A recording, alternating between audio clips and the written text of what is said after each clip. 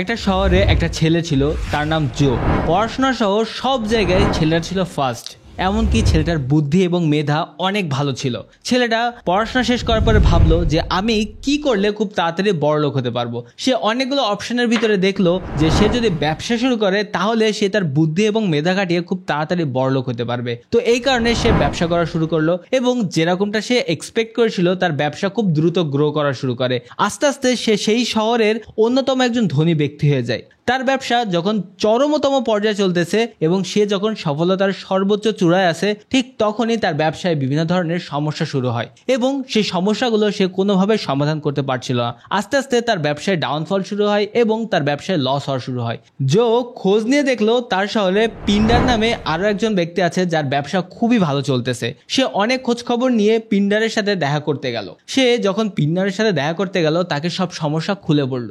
জোয়ের সব সমস্যা শুনে পিন্ডার বলল, তোমার সমস্যার একটা ওয়ার্ডেই সব সমাধান আছে। জো জিজ্ঞেস করলো, কি সমাধান?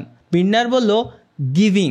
এই একটা ওয়ার্ডের ভিতরে তোমার ব্যবসার সব সমস্যার সমাধান আছে। বাট জোয়ের এই সমাধানটা একদমই ভালো লাগলো না। সে পিন্ডারের সাথে আর কথা না বলে বেরিয়ে পড়লো। সে যখন তার বাড়ির দিকে যাচ্ছিল ঠিক তখনই সে খেয়াল করে পিন্ডারের দোকানের সামনে অনেক ভিড় এবং তার ব্যবসা প্রতিষ্ঠানে লোকজন গিয়ে অনেক বেশি খুশি। তখন সে ভাবলো যে নিশ্চয়ই পিন্ডার তাকে ভালো কিছু বলতে চেয়েছিল, বাট সে পুরোটা বুঝতে পারেনি। সে আবার পিন্ডারের কাছে গেল এবং জিজ্ঞেস করলো, তুমি গিভিং বলতে আমাকে কি বুঝাতে চেয়েছিলে? একটু খুলে বললে আমি ব্যাপারটা বুঝতে পারলাম। ঠিক তখনই পিন্ডার বলল, আসলে তোমাকে বুঝিয়ে বলি গিভিং বলতে আমি আসলে কি বুঝিয়েছি। জোয়ের আগ্রহ দেখে পিন্ডার বলল, তোমাকে আমি 5টা ল শেখাবো। এই 5টা ল যদি তুমি ভালোভাবে শিখতে পারো এবং তোমার ব্যবসা সহ তোমার পার্সোনাল লাইফে অ্যাপ্লাই করতে পারো তাহলে অবশ্যই তোমার সাকসেস আসবে। এখন প্রশ্ন হচ্ছে, পিন্ডার জোকে কি 5টা ল শিখিয়েছিল যেটার কারণে জোয়ের ব্যবসা আবার আগের মতো ভালো হয়ে গিয়েছিল? ল নাম্বার 1, ল অফ ভ্যালু। আপনাকে অবশ্যই আপনার কাস্টমার লাইফে ভ্যালু অ্যাড করতে হবে। আপনি যদি আপনার কাস্টমার লাইফে আপনি যে টাকা নিচ্ছেন তার তুলনায় বেশি ভ্যালু অ্যাড করতে না পারেন তাহলে কাস্টমার আপনার সাথে বেশি দিন থাকবে না। উদাহরণস্বরূপ বলা যায়, আপনি একটা রেস্টুরেন্টে খেতে গেছেন আর সেখানে গিয়ে আপনি একটা 100 টাকার বার্গার অর্ডার করছেন।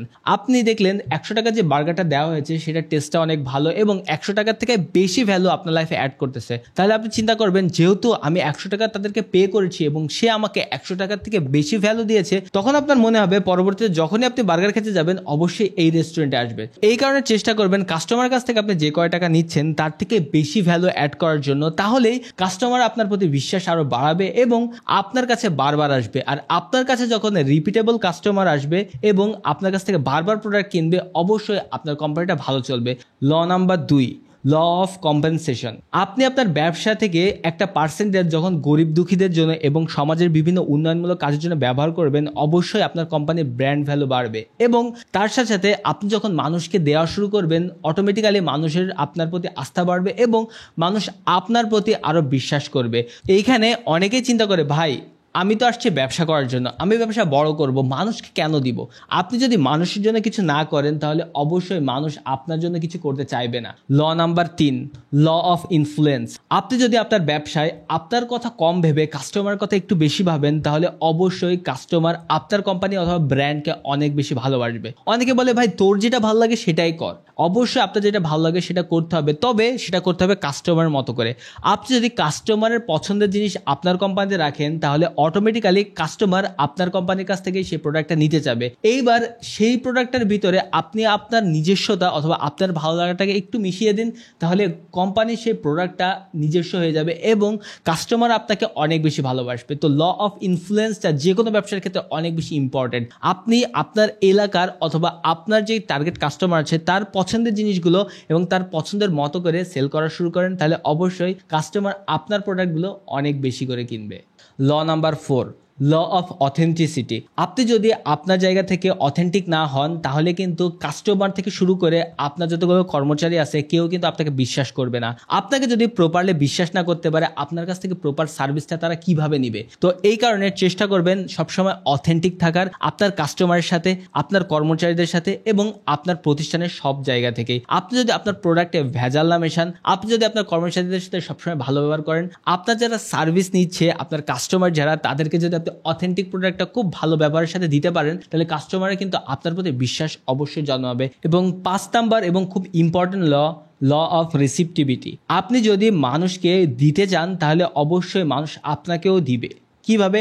আপনি যদি আপনার কোনো বন্ধুর বার্থডেতে একটা গিফট দেন, তাহলে দেখবেন অটোমেটিক্যালি আপনার বার্থডেতে বন্ধুটা আপনার জন্য একটা গিফট নিয়ে চলে এসেছে।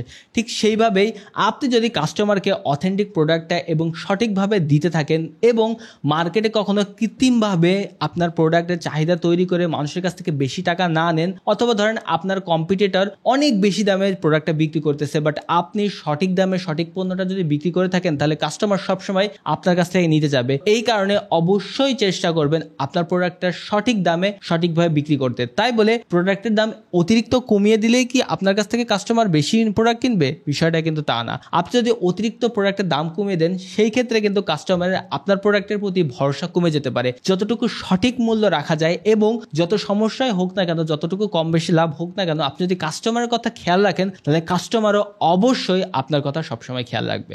এই পুরো গল্প আর 5টা ল কিন্তু আমরা গো গিভার বই থেকে নিয়েছি এবং আপনি চাইলেই আপনার ব্যবসা, আপনার পার্সোনাল লাইফে এই 5টা ল অ্যাপ্লাই করে অবশ্যই সফলতাকে নিয়ে আসতে পারেন। আর আপনার এই ভিডিওটা কেমন লেগেছে অবশ্যই কমেন্ট করে জানাবেন এবং আশা করি আপনি এই লগুলো কাজে লাগিয়ে আপনার ব্যবসায় সঠিক উন্নতি লাভ করতে পারবেন। তো দেখা হবে আপনার সাথে নেক্সট ভিডিওতে। ততক্ষণ ভালো থাকবেন, সুস্থ থাকবেন। অবশ্যই আমাদের চ্যানেলটিকে সাবস্ক্রাইব এবং পেজটাকে ফলো করে রাখতে পারেন। আসসালামু আলাইকুম।